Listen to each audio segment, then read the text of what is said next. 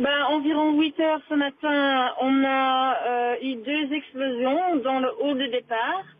Et les détails sur les explosions ou les raisons pour l'explosion ne sont pas encore très clairs. On essaie au plus vite possible de savoir qu'est-ce qui se passe exactement. Mais il est certain qu'il y a plusieurs victimes dans notre hall de départ. Les services de soins sont là pour donner les soins possibles aux victimes.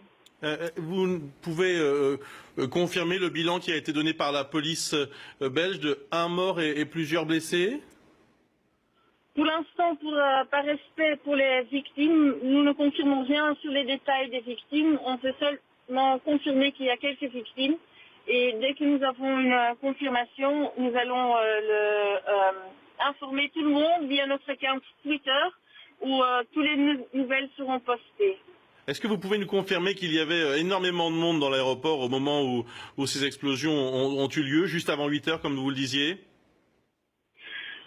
Effectivement, à 8 heures, il y a beaucoup de monde, mais sur plusieurs moments, il y a toujours beaucoup de monde dans l'aéroport. C'est un aéroport vivant, donc il y a beaucoup de vols qui décollent et qui atterrissent à ce moment-là. Et donc, on ne s'est pas donné un numéro exact, combien de personnes il y a dans un hall de départ, mais c'est vrai qu'il y a pas mal de monde à ce moment-là.